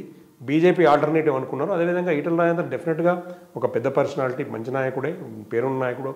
టికెట్ ఇచ్చినప్పుడు ఇంప్లిమెంటేషన్ ప్రాసెస్లో టీఆర్ఎస్ చేసిన కుట్రలే కావచ్చు, పబ్లిక్లో వచ్చిన డిఫరెంట్ పర్సెప్షనే కావచ్చు, కొంత ఈ క్యాస్ట్ ఈక్వేషన్స్లో కొంచెం స్థానికంగా లోకల్ లీడర్స్ కోఆర్డినేషన్ లోపమే కావచ్చు, ఇట్లాంటి కొన్ని జరిగినాయి. కాబట్టి అనుకున్న విజయం సాధించలేకపోయినాం. అంతేగాని ఇది కేంద్ర పార్టీ మనకేదో మోసం చేసినట్టు లేకుండా రాష్ట్ర పార్టీ చేసిన విషయం కాదు. అది పార్టీ ఇప్పటికి కూడా న్యాయంగా ఆలోచిస్తుంది. వాళ్ళు ఆల్రెడీ ఆ విషయంలో నా పట్ల కూడా సింపథెటిక్గా ఉన్నారు. కష్టపడే వాళ్లకు మనలాగా రాష్ట్రం మొత్తం దాదాపు 119 నియోజకవర్గాలు, దాదాపు 60 నుంచి 65 కాన్స్టిట్యున్సీల్లో పార్టీకి డెడికేటెడ్ పనిచేసే వాళ్ళకు ఆల్రెడీ టికెట్లు ఇచ్చిన వాళ్ళు. ఇప్పుడు మన గెలిచిన 8 ఎమ్మెల్యేల్లో 7 ఎమ్మెల్యేలు మొత్తం పార్టీకి డెడికేటెడ్గా పనిచేసిన వాళ్ళే. కనీసం అట్లీస్ట్ 1 టర్మ్, 2 టర్మ్స్, కొందరు 3 టర్మ్స్. ఇప్పుడు మీరు రాజాసింగ్ గారు 3వ సారి గెలిచిండ్రు, వెంకటరమణారెడ్డి గారు ఇంతకుముందు పోటీ చేసిన, అంతకుముందు నుంచే పార్టీలో ఉన్నారు. పాయల్ శంకర్ గారు 3 టర్మ్ నుంచి పార్టీలో ఉన్నారు, ఆయన 2 సార్లు పోటీ చేసిండు. మీరు ఇట్లా ఎగ్జాంపుల్ తీసుకు, మీరు మహేశ్వర్ రెడ్డి గారు ఇంతకుముందు ఎమ్మెల్యే చేసి పోయిన టర్మ్ నుంచి మనకు 5 ఏళ్ళ నుంచి పార్టీలో పనిచేసిండు. పార్టీకి కమిట్మెంట్తో పనిచేసిన వాళ్ళు, హిందుత్వం కోసం కొట్లాడిన వాళ్ళు, ధర్మం కోసం ఉన్నవాళ్ళు, ఆ తర్వాత అక్కడ ఉన్న పవర్లో ఉన్న ఎమ్మెల్యేతో కానీ మంత్రులతో కానీ కొట్లాడిన వాళ్ళందరికీ కూడా పబ్లిక్ పెద్దపీట వేసిండు. అక్కడ మనం దాని విషయంలో డౌట్ లేదు. మేము సెకండ్ ప్లేస్ వచ్చిన చాలా చోట్ల కూడా పబ్లిక్ యాక్చువల్గా గెలిపించిన ఉద్దేశంతో నేను ముందుకు పోయినా కానీ కొంత 10 to 12% ఓట్ బ్యాంకు ఈ టీఆర్ఎస్ పెట్టిన కానీ, అటు కాంగ్రెస్ కానీ కొన్ని చోట్ల పెట్టిన డబ్బులకి కొంచెం ఈ అయితే మేనిఫెస్టోలో పెట్టుకొని ఇచ్చిన తప్పుడు గ్యారంటీలు పెట్టినట్టు మూలంగా లొంగిపోయి కొంత అటు ఓట్ ట్రాన్స్ఫర్ అయింది. కానీ బీజేపీ అనుకున్నంత సాధించలేకపోయినా కంపారిటివ్లీ గ్రాఫ్ పెరుగుతూనే ఉంది. అసెంబ్లీ వైజ్ పార్లమెంట్లో కూడా పోయినసారి 4 గెలిచినాం, ఇంకొక 3 చోట్ల సెకండ్ ప్లేస్లో ఉంటాం పోయినసారి. ఇప్పుడు ఖచ్చితంగా 9 నుంచి 10 గెలుస్తామని నిన్నడు అనుకున్నాం. ఇవాళ లెక్క ఏంటంటే 10 నుంచి 12, ఇంకా పెరగచ్చు కూడా graph. It can go up to 15 also. Okay, ఎందుకనంటే ఒకటి పబ్లిక్లో ఎప్పుడైతే పర్సెప్షన్ మోడీ ఆల్టర్నేటివ్, దేశమంతా అభివృద్ధి చెంది మనం ఎందుకు అభివృద్ధి చెందకూడదు, మనకు గ్రామ పంచాయతీకి వచ్చే నిధులే కానీ, ఇప్పుడు ఉపాధి కల్పన విషయాలే కానీ, మీ మహిళలకు సంబంధించిన వెల్ఫేర్ స్కీమ్సే కానీ, రైతులకు సంబంధించిన వెల్ఫేర్ స్కీమ్సే కానీ, మీరు ఏ విధంగా తీసుకున్నా కానీ 24/7 మన జీవితంలో ఇన్వాల్వ్ అయిన ప్రతి ట్రాన్స్పరెంట్ ఇంప్లిమెంట్ అయిన వెల్ఫేర్ స్కీమ్ కానీ, డెవలప్మెంట్ స్కీమ్ కానీ, ఈ ఉన్న 240+ ప్రాజెక్ట్స్ ఏవైతున్నాయో అన్నిటిలో కూడా కేంద్ర ప్రభుత్వం నరేంద్ర మోదీ గారు చేయున్నది. కేంద్ర ప్రభుత్వం ట్రాన్స్పరెంట్గా ఇంప్లిమెంట్ చేస్తున్నది. ఇక్కడ కనుక మనం ఓటేసి ఇక్కడ ఈ లోకల్గా మనం బీజేపీని గెలిపించుకుంటే, మోదీకి ఓటేస్తే ఆ ఫలాలు మనకు ఆల్రెడీ డైరెక్ట్గా ఇంప్లిమెంట్ జరుగుతున్నాయి. ఆ ఇంప్లిమెంటేషన్ అనేది కంటిన్యూ కావాలంటే మోదీని మళ్ళీ గెలిపించుకోవాలి, మళ్ళీసారి మోదీని ప్రైమ్ మినిస్టర్ చేయాలని ప్రతి 80% పబ్లిక్ అనుకుంటున్నారు. అది ఆ ఇంప్లిమెంటేషన్ జరుగుతుంది. దాంట్లో పబ్లిక్ వ్యూ పాయింట్స్ ఖచ్చితంగా మాట్లాడుకుందాం. ముందు మీ పార్టీ వ్యూ పాయింట్ ఒకటి డిస్కస్ చేయాలి. ఈటలని పార్టీలోకి తీసుకొచ్చి తప్పు చేశాము అని చెప్పి బీజేపీ నాయకులే నాతో చాలామంది అన్నారు నేను మాట్లాడుతున్నప్పుడు. రెండవ థింగ్ ఏంటంటే పార్టీలో లేనటువంటి దుస్సాంప్రదాయాలని, సరికొత్త విధానాలని, బుల్డోజింగ్ విధానాలని ఈటల రాజేందర్ గారు తీసుకొచ్చి పార్టీ క్యాడర్ని, పార్టీ నాయకత్వాన్ని డిస్టర్బ్ చేశారు అనేటువంటిది మరొక విమర్శ. నిజంగా నిజాయితీగా చెప్పండి, ఈటల రాజేందర్ పార్టీకి మైనస్సా ప్లస్సా? డెఫినెట్గా ప్లస్ అండి, మైనస్ అని నేను అనుకోవట్లేదు. ఎందుకంటే అది తప్పు, మనం అనకూడదు కూడా. ఎందుకంటే ఒకటి అఫ్ కోర్స్ ఆయనను అక్కడ పార్టీలో టీఆర్ఎస్ పార్టీలో ఇబ్బంది పెట్టి బలవంతంగా బయటికి పంపించి బదనాం చేద్దామని చూసినప్పుడు డెఫినెట్గా బీజేపీ షెల్టర్ ఇచ్చింది.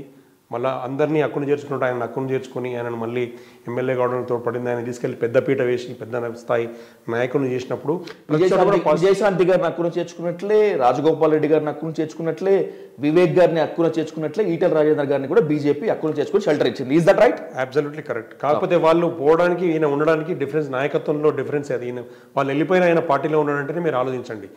స్టేబుల్ పర్సన్, ఒక స్టడీగా ఉండే నాయకుడు, మంచి నాయకుడు, ఆయనకు మంచి పేరు ఉంది.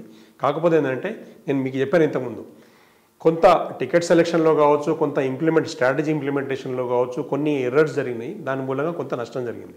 కానీ ఓవరాల్గా ఈటల రాజేందర్ గారు అసెటే. ఇప్పుడు మీరు ఏ విధంగా గ్రాఫ్ చూసుకోండి, బీజేపీ స్టేట్ హైకమాండ్ యొక్క వ్యూ కన్నా కూడా టికెట్ల కేటాయింపులో ఈటల గారి హవానే ఎక్కువ నడిచింది, అందుకే ఓటమి కారణం అనేటువంటిది ఆఫ్ ద రికార్డ్ మాత్రమే కాదు, ఆన్ ద రికార్డ్ కూడా చాలా మంది చెప్పేటువంటి మాట. ఇప్పుడు కొన్ని విషయాలు, కొన్ని ఎక్స్పెరిమెంట్స్ జరుగుతాయి. పొలిటికల్ స్ట్రాటజిక్ ఎఫర్ట్స్ కొన్ని ఎక్స్పెరిమెంట్స్ జరుగుతాయి. దానికోసం కొన్ని సాక్రిఫైజెస్కు పార్టీ కానీ పార్టీ క్యాడర్ కానీ సిద్ధంగా ఉండాలి. భారతీయ జనతా పార్టీలో ఆ గుణం ఉన్నది, సాక్రిఫైజ్కి ముందు పోవడానికి, ఎక్స్పెరిమెంట్ చేయడానికి. లేకపోతే 2 ఎంపీ సీట్లు ఉన్న పార్టీ వాళ్ళ 300 సీట్లకు రేపు పొద్దున వచ్చే ఎలక్షన్స్లో 400 సీట్ల టార్గెట్కు ఒక రాష్ట్రంలో కూడా స్టార్టింగ్లో లేకుండే 2 ఎంపీలు ఉన్నప్పుడు ఇవాళ మేము దాదాపు 22 రాష్ట్రాల్లో పవర్లో ఉన్నాం. దానికి అర్థం ఏంటంటే ఇట్లాంటి సాక్రిఫైజెస్, ఇట్లాంటి ఎక్స్పెరిమెంట్స్ చేస్తూ పోతుంది బీజేపీ. ఒక్కోసారి నష్టం జరుగుతుంది, ఒక్కోసారి లాభం జరుగుతుంది. కానీ మెజారిటీ టైంలో లాంగ్ టర్మ్లో దీని ఎఫెక్ట్ పాజిటివ్గా ఉంటుంది.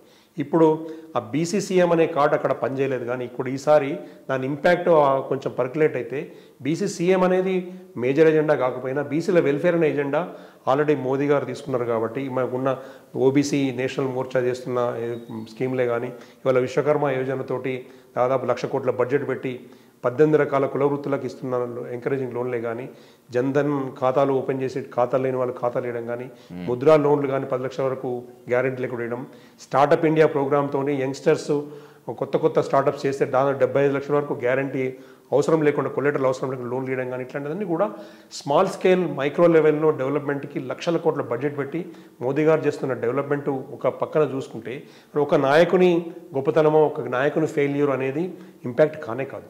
ఈ షెల్టర్ కింద దీనికి చాలామంది నాయకులు వస్తూ ఉంటారు, చాలామంది పోతూ ఉంటారు. వచ్చి వెళ్ళిపోయిన నాయకులతో కంపేర్ చేస్తే ఈటల రాజేందర్ ఉన్నారు కాబట్టి ఏం అది వాళ్ళు ఇంకా కూడా కమిటెడ్ నాయకుడు అయినప్పుడు దాదాపు వచ్చే ఎన్నికల్లో ఒక చోటు నుంచి ఆయన మళ్ళీ పోటీ చేద్దాం అనుకున్నారు. కాబట్టి రాజేందర్ గారు డెఫినెట్గా వచ్చినప్పుడు పాజిటివ్ గ్రోత్ ఉన్నది. ఇంప్లిమెంటేషన్లో కొన్ని స్ట్రాటజీస్ ఇంప్లిమెంటేషన్లో కొన్ని లోపాలు జరిగినాయి కాబట్టి అది మనకు అట్లా అనిపిస్తుంది. అనుకునే వాళ్ళు అనుకుంటారు కానీ మనం తొందరపడి ఇక్కడ కూడా మాట్లాడకూడదు. ఏ నాయకుడు కూడా ఉట్టిగానే పెద్ద స్థాయి నాయకుడు కాడు. ఎంతో కష్టపడి, ఎంతో ఆర్గనైజేషన్ పరంగా కష్టపడి కమిట్మెంట్ ఉంటేనే పెద్ద నాయకుడు అవుతాడు. వాళ్ళకంటూ కొంత ఆర్గనైజేషన్ సెటప్ ఉంటుంది, సొంత ఆలోచన ఉంటుంది. ఒకసారి తప్పు చేస్తే ఎక్స్పెరిమెంట్ ఫెయిల్ అయితే తప్పు చేసినామని ఆయన కూడా భావించి ఉంటారని నేను అనుకుంటున్నాను.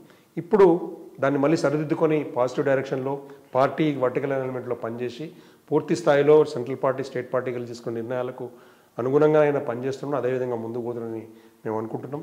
ఎప్పుడు కూడా ఒక నాయకుడు బయట నుంచి వచ్చి చేరినప్పుడు అది అసెట్ అవుతుంది, నష్టం జరగదు. ఆయన వాడుకోవడంలో, అతని శక్తిని వాడుకోవడంలో మనం కరెక్ట్గా యూటిలిటీ కనుక చేయగలిగితే, మనం ఆలోచించగలిగితే కొన్ని రకాల విషయాలు చేతనవుతాయి, కొన్ని విషయాలు వేరే రకాలుగా చేతనవుతుంది. ఒక్కొక్కరి గుణము అసెట్ ఒక రకంగా ఉంటుంది, ఇంకో నాయకుని గుణం అసెట్ ఒక రకంగా ఉంటుంది. బండి సంజయ్ గారు యూత్లో ఊపు తీసుకురావడానికి, హిందుత్వాన్ని పెంచడానికి, మొత్తం ప్రజల్లో ఒక పాజిటివ్ పర్సెప్ట్ తీసుకురావడానికి ఊపు తీసుకొచ్చిందని అందరూ అంటారు, నేను కూడా నమ్ముతున్నాను దాన్ని. అదేవిధంగా ఈటల రాజేందర్ గారు వచ్చినప్పుడు ఒక అనుభవం ఉన్న నాయకుడు కొన్ని బలహీన వర్గాలకు సంబంధించిన రిప్రజెంటేషన్లో కానీ ఒక రకమైన పర్సెప్షన్ క్రియేట్ చేయడము, వేరే పార్టీలో ఉన్న నాయకులను తీసుకొచ్చడానికి దోహదపడ్డని నేను అనుకుంటున్నాను. కింది స్థాయిలో కనుక పాజిటివ్ పర్కులేషన్ ఉన్నది. కొంతమంది మేధావులు చాలా ఇంటెలెక్చువల్ అనుకుని ఆలోచించే విషయాలు మనం వాటిని వాస్తవాల కింద ఊహించుకోకూడదు.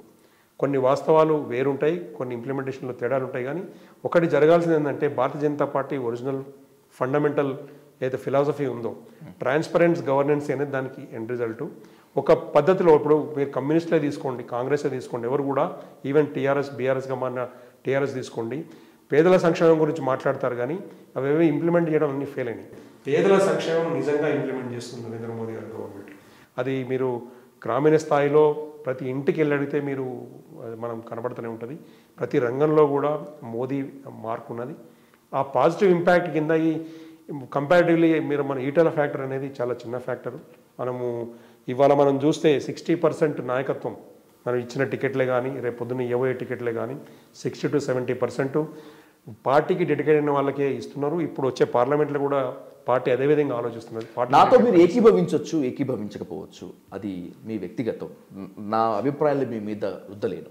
ఏది ఏమైనప్పటికీ ఈ ఇంటర్వ్యూ సాక్షిగా గురువారెడ్డి గారు నాకు ఒక నిజాయితీగా చెప్పాలి. బీజేపీ బీఆర్ఎస్ ఒక టీం అంటూ కాంగ్రెస్ ఆరోపిస్తుంటుంది. కాదు, కాంగ్రెస్ బీజేపీ ఒక టీం అంటూ బీఆర్ఎస్ నేతలు ఆరోపిస్తుంటారు. ఇదంతా కాదు, అసలు బద్ధశత్రువులాగా పైకి కనిపిస్తారు కానీ ఎంఐఎం బీజేపీ రెండూ మతతత్వ పార్టీలే, అసలు వీళ్ళిద్దరిని మించినటువంటి టీం మరొకటి లేదు అనేటువంటిది మరొక విమర్శ. ఇంతకీ బీజేపీకి ఎవరు దగ్గర, ఎవరు దూరం? బీజేపీ టీంలో ఎంఐఎం ఉందా, కాంగ్రెస్ ఉందా, బీఆర్ఎస్ ఉందా? ఈ ముగ్గురు కాకుండా ఇంకెవరున్నారు? బీజేపీ ఇండిపెండెంట్ టీం అండి. ఇప్పుడు కూడా గుర్తుపెట్టుకోండి, ఊరికనే బట్టగాల్చి మీద వేయడం, అలిగేషన్ చేసేవాళ్ళు చేస్తారు. బీజేపీకి కాంగ్రెస్ శత్రువే, టీఆర్ఎస్ శత్రువే. గుర్తుపెట్టుకోండి, బీజేపీకి ఎంఐఎం కూడా రాజకీయ ప్రత్యర్థి, శత్రువునే కన్నా ప్రత్యర్థి అందాం. కాంగ్రెస్ ప్రత్యర్థి, టీఆర్ఎస్ ప్రత్యర్థి, తర్వాత ఎంఐఎం కూడా ప్రత్యర్థి. మేము ఈక్వల్ డిస్టెన్స్లో ఉంటాం. ఎవరికి కూడా మేము దగ్గర చేసుకున్నది లేదు, ఎవరికి అనవసరమైన షెల్టర్ ఇచ్చింది లేదు. గవర్నెన్స్ పరంగా ప్రభుత్వం వేరు, పొలిటికల్ పార్టీ వేరు. గవర్నెన్స్ పరంగా ఒక ముఖ్యమంత్రి, ఒక ప్రధానమంత్రి కలిసి పనిచేయడము, ప్రజల అభివృద్ధి కోరి చేయడం, గవర్నెన్స్ ఇస్ డిఫరెన్స్.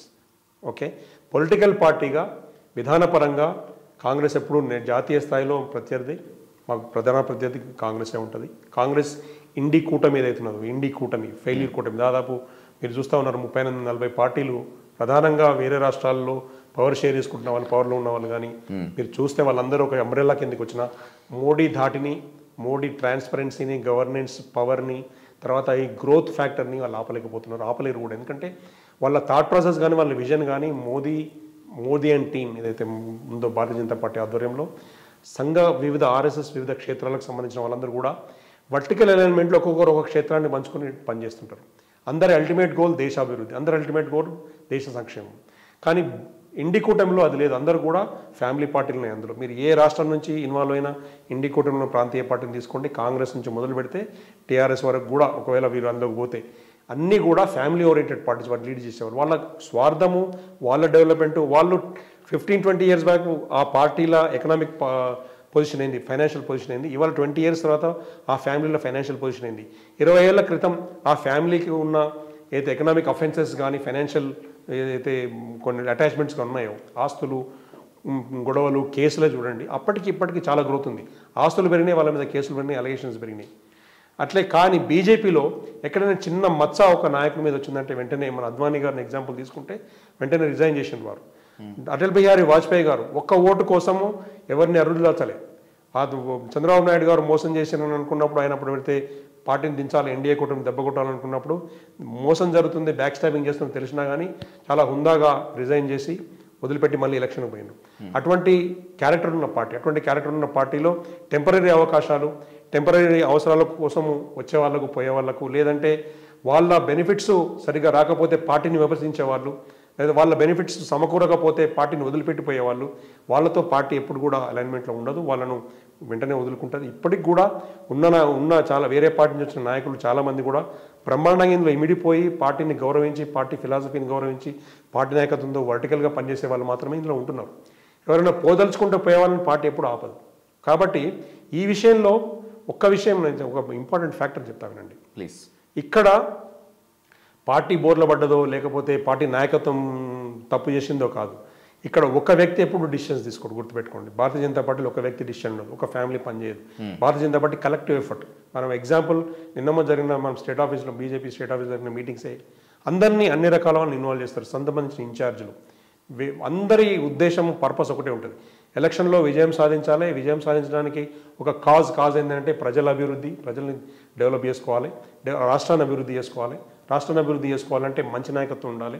మోదీ గారి హయాంలో ఇక్కడ వచ్చే ఎంపీ ఎలక్షన్స్లో ఎంపీ అభ్యర్థులు కూడా మంచి క్యారెక్టర్, మంచి నడవడం ఉన్న వాళ్ళు, క్యాడర్లో కానీ పబ్లిక్లో కానీ మంచి ఎలివేషన్ ఉన్నవాళ్ళు, లేదంటే కష్టపడి పార్టీ కోసం డెడికేటెడ్గా పనిచేసే వాళ్ళు, మోడీ గారితో వర్టికల్ అలైన్మెంట్లో ఉన్న వాళ్ళందరినీ కూడా ముందుకు తీసుకుపోతారని ఆ విషయంలో చర్చలు జరుగుతున్నాయి. ఆ విధంగా దానికి చాలామందిని ఇన్వాల్వ్ చేసి అనుభవం ఉన్న నాయకులని రకరకాల సెక్షన్స్ నుంచి వేరియస్ ఫ్యాక్టర్స్ ఒక డిపార్ట్మెంట్గా డివైడ్ చేసి ఈ ఎలక్షన్లో విజయం సాధించడానికి పార్టీ ఒక కలెక్టివ్ టీమ్ ఎఫర్ట్తో ముందుకు పోయే party.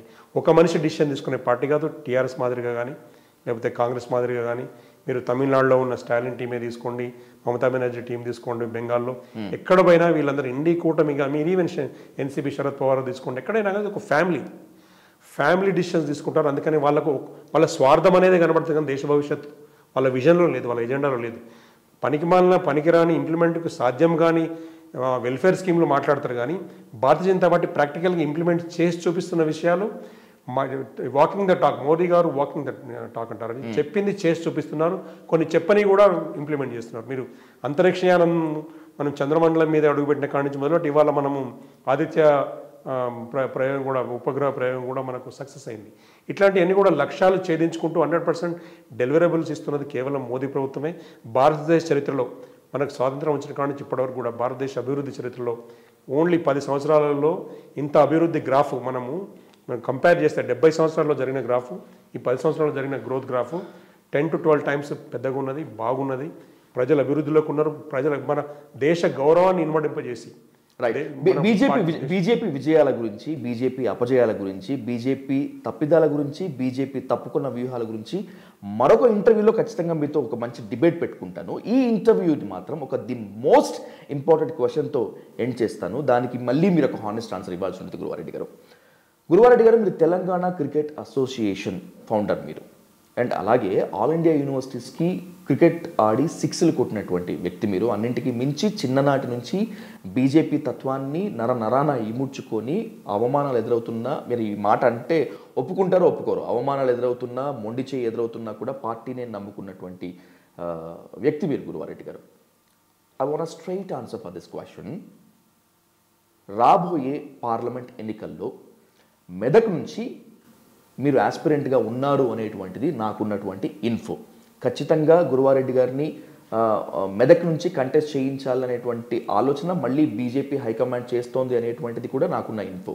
Is that correct or not? మీరు మెదక్ నుంచి రాబోయేటువంటి పార్లమెంట్ ఎన్నికల్లో పోటీ చేస్తున్నారా లేదా? పోటీ చేస్తున్నానని నమ్మకంతో నేను ఇవాళ పనిచేసుకుంటున్నానండి. విషయం ఏంటంటే పార్టీ ఆల్రెడీ కన్సిడర్ చేస్తున్నది. ఒక అభ్యర్థి కాదు, ఎప్పుడు కూడా ఏకస్వామ్యంగా పార్టీ పోదు. ఉన్న ఫ్యాక్టర్స్లో టికెట్ ఆశించే వాళ్ళు, పోటీ చేసే వాళ్ళు ఎవరైతే బెటర్ అనే ఆలోచన ఉంటుంది. ఆ ఆలోచన ఏదైతే షార్ట్ లిస్ట్ చేసిన దాంట్లో నా విషయంలో కూడా పార్టీ ఆలోచనలో ఉంది. పోయినసారి ఏదైతే మిస్ అయిందో ఈసారి అవకాశం వస్తుంది అనుకుంటున్నాం. నాకు లోకల్ ఫ్యాక్టర్స్, మనకున్న స్ట్రెంగ్త్, నెట్వర్క్, యూత్ నెట్వర్క్ కానీ, కమ్యూనిటీ పరంగా కానీ, మనకున్న ఎడ్యుకేషన్ బ్యాక్గ్రౌండ్ కానీ, ఆ విధంగా ఆలోచిస్తే అన్ని విధాలుగా నేను సూటబుల్ అనుకుంటున్నాను. ఈసారి పార్టీ అవకాశం ఇస్తే మాత్రం ఖచ్చితంగా మెదక్ నుంచి నేను గెలిచి చూపిస్తాను. రైట్ గురువారెడ్డి గారు, చాలామందికి మీరు ఒక బీజేపీ లీడర్గా మాత్రమే తెలుసు, కానీ ఇందాక చెప్పుకున్నట్లుగానే మీరు తెలంగాణ క్రికెట్ అసోసియేషన్ ఫౌండర్ మీరు, ఆల్ ఇండియా యూనివర్సిటీస్కి క్రికెట్ ఆడినటువంటి వ్యక్తి మీరు. అన్నింటికీ మించి రోడ్ సేఫ్టీ బిల్, దేశవ్యాప్తంగా రహదారి భద్రతా బిల్ వచ్చింది అంటే దానికి ఏకైక కారణం మీరు వేసినటువంటి public interest litigation cell.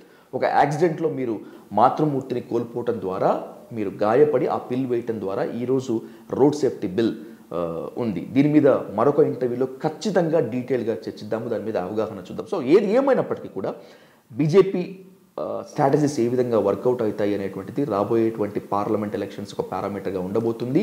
But ఏది ఏమైనప్పటికీ ఖచ్చితంగా మీలాంటి విద్యావంతులు, మీలాంటి విజ్ఞానవంతులు రాజకీయాల్లోకి ఉంటే పార్టీ ఏదైనా కూడా అవ్వచ్చు, ప్రజాస్వామ్యం పరిడవిల్లుతుంది, ప్రజలకు మేలు జరుగుతుంది మనస్ఫూర్తిగా నమ్ముతాం. కాబట్టి thanks for this cross fire Guruva Reddy గారు. ధన్యవాదాలు సో మచ్.